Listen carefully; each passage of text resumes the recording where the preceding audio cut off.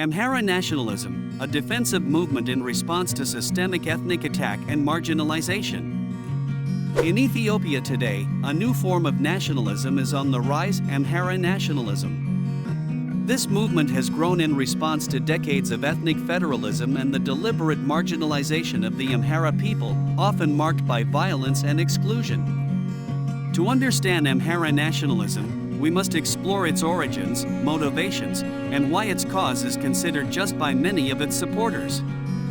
This story is not merely about a single group's struggle, it is a reaction to the systemic injustices rooted in Ethiopia's complex political landscape. The fundamental causes of Amhara nationalism. Amhara nationalism emerges from a deep-seated response to the ethnic federalism introduced in Ethiopia in the early 1990s by the Ethiopian People's Revolutionary Democratic Front, EPRDF. This policy aimed to create a federal state based on ethnic lines, promoting the autonomy of various ethnic groups within their regions.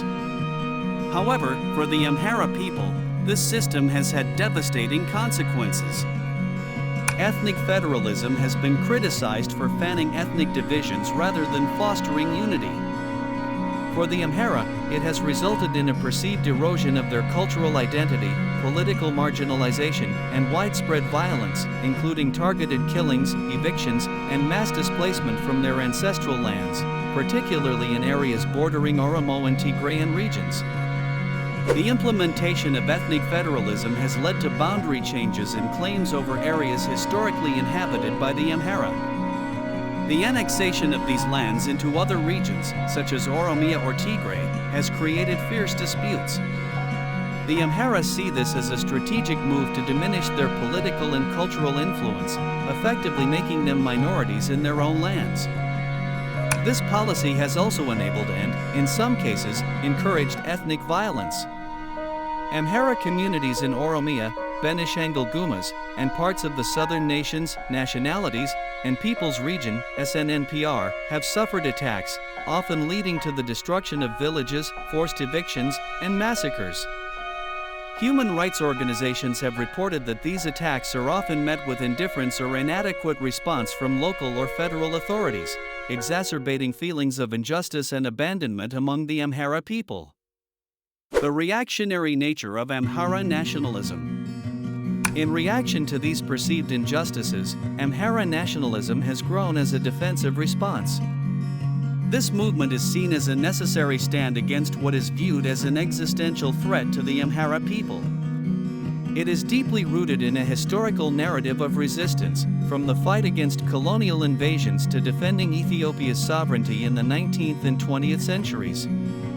Amhara nationalism is often characterized as reactionary. Still, it is also a reflection of a desire to reclaim lost agency and assert rights in a federal structure that many Amhara perceive as unjust. Unlike the nationalism of other ethnic groups in Ethiopia, which has often centered around separatism or autonomy, Amhara nationalism focuses on equality and justice within a unified Ethiopia.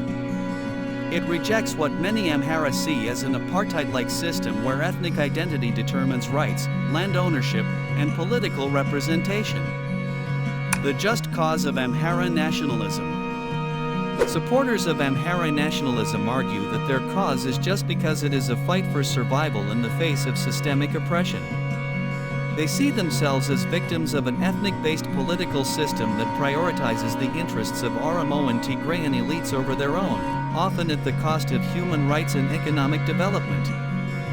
For decades, Amhara communities have suffered displacement and disenfranchisement. In regions like Oromia and Benishangul-Gumuz, Amhara people have been labeled as settlers and targeted for eviction and violence. They believe they have been subjected to a deliberate campaign of marginalization driven by ethnonationalist groups within the ruling party that seek to secure political dominance at the Amhara's expense. Confrontation with Oromo and Tigrayan nationalists. Amhara nationalists argue that their confrontation with Oromo and Tigrayan nationalists is driven by self-defense. Oromo and Tigrayan political elites have often been perceived as promoting policies that undermine Amhara interests. For instance, the leadership of the Oromo Liberation Front, OLF, and Tigray People's Liberation Front, TPLF, have been accused of orchestrating ethnic-based violence and territorial expansions that harm the Amhara. Amhara nationalists believe that these actions are not merely the result of spontaneous local conflicts but are part of a broader strategy by Oromo and Tigrayan nationalists to solidify their control over contested areas and resources. The Amhara view this as a direct threat to their survival and have responded by mobilizing self-defense militias such as the Fano. The role of Fano in the struggle. Fano, a local militia rooted in the Amhara tradition of self-defense, has become a significant player in this conflict. Initially formed to protect Amhara communities from ethnic violence, Fano has grown into a more organized force. Its members see themselves as defenders of Amhara rights and land, fighting back against both state and non-state actors who they perceive as threats. For many Amhara nationalists, Fano is not just a militia, it is a symbol of resistance against systemic injustice. They argue that without groups like Fano, the Amhara people would be left defenseless against a state and a political system that has consistently failed to protect them. Criticisms and the path forward. However, this rise in Amhara nationalism and the activities of groups like Fano are not without controversy. Critics argue that nationalism, whether Amhara, Oromo, or Tigrayan, risks further fragmenting Ethiopia and leading to endless cycles of retaliation and conflict. The Ethiopian government has condemned what it sees as radical elements within Amhara nationalism, calling for disarmament and peaceful negotiation. Yet, many Amhara nationalists argue that they are not opposed to peace but to a peace that comes at the expense of their rights and safety.